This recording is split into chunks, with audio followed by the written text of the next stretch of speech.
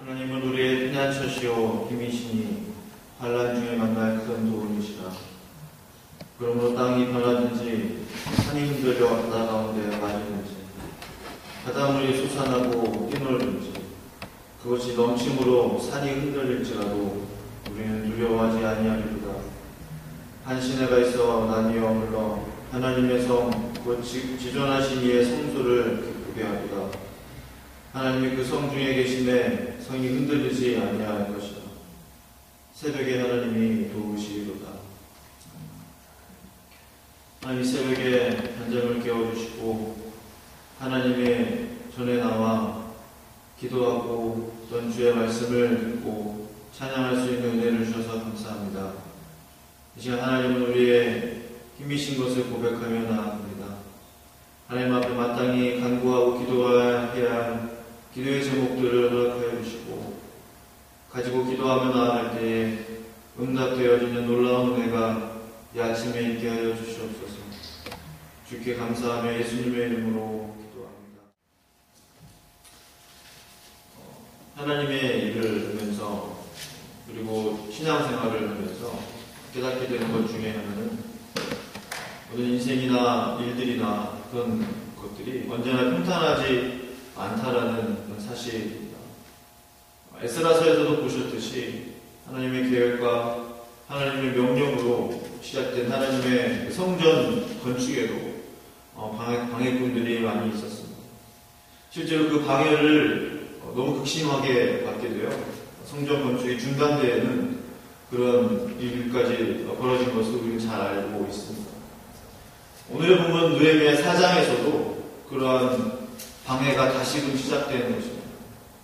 성전 건축이 방해받았고 이제 예루살렘 성을 성을 건축하고 있는 그 공사 역시 다시금 방해를 받게 되었던 것이죠. 1절에 기록된 대로 모든 유다 백성들이 힘을 합쳐서 예루살렘의 성벽을 건축하기 시작합니다. 그런데 산발랏이라는 사람이 비웃으면서 분노하기 시작했습니다. 산발랏은 정확하게 여기 표현 나와 있지는 않지만 사마리아의 총독 정도의 위치에 있는 그런 사람이었습니다. 그의 비웃음의 내용은 무엇입니까? 미약한 유다 사람이 뭐 하고 있느냐? 무너져버리고 불타버린 돌을 흙더미 위에 다시 쌓으려고 합니다.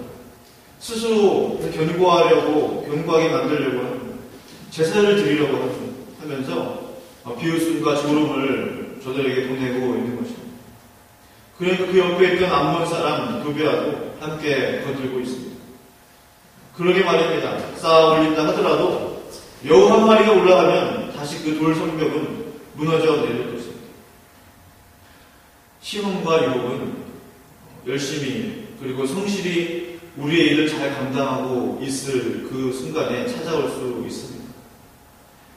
당시 주변국으로부터 조롱과 전쟁의 그런 유혹을 받을 때에는 예루살렘 성벽의 그 공사의 공정률이 거의 70% 정도 되지 않았을까 추정해 봅니다. 왜냐하면 6절 말씀을 보시면요. 이에 우리가 성을 건축하여 전부가 연결되고 높이가 절반에 이르렀습니다. 있는 백성이 마음들의 일을 하였습니다. 이미 성을 건축하여 그 전부가 성 둘레의 전체가 서로 연결이 되었다고 말씀하고 있습니다. 그 높이는 절반 정도 이르렀다고 하니까 제가 어제 말씀드린 대로 높이는 12m 정도 되었는데 절반이니까 6m 정도를 이미 올린 상태입니다.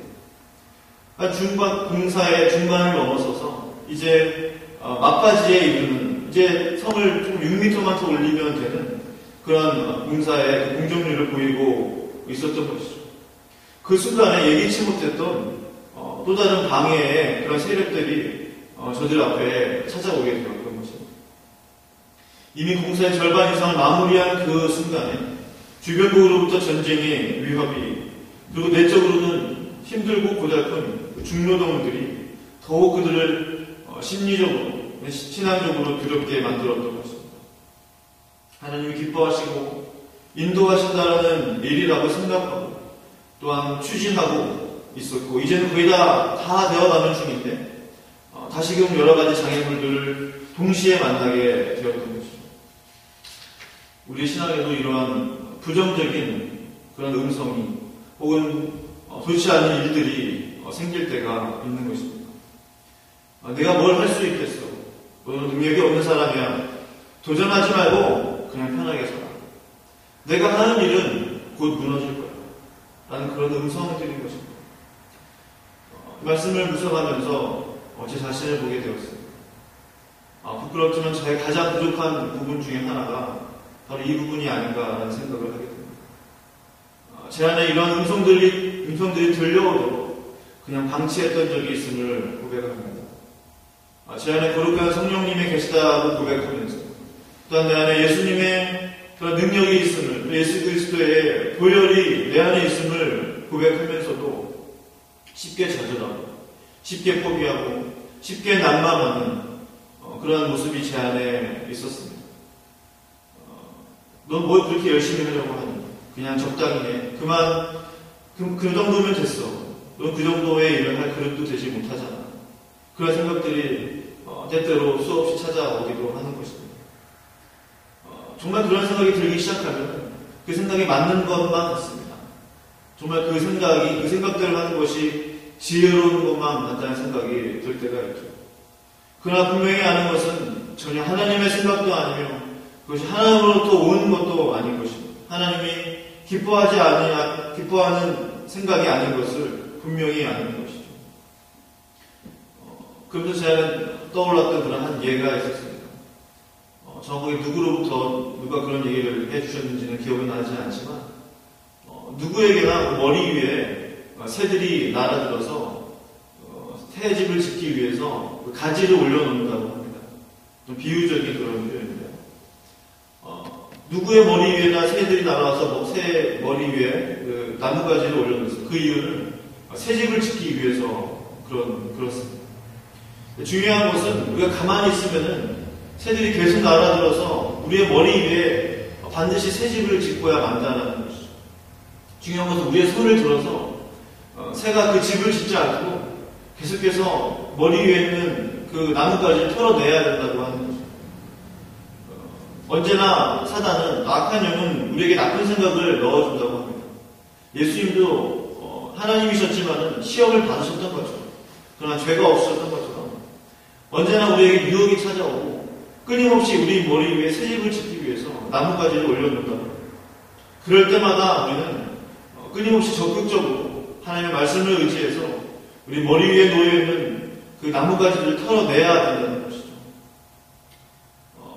그래서 제 안에 그런 생각이 들었습니다. 나는 얼마나 적극적으로 내 머리 위에 사단으로 하여금 그런 나쁜 그러한 집을 짓도록 그냥 방치했던가. 나는 얼마나 적극적으로 말씀으로 그런 것들을 물리치면서 믿음으로 승리하기를 위해서 노력했던가라는 생각을 하게 되었습니다. 저는 이 오늘의 본문의 말씀을 묵혀보면서 두 가지 사실을 제 스스로 알게 되었습니다.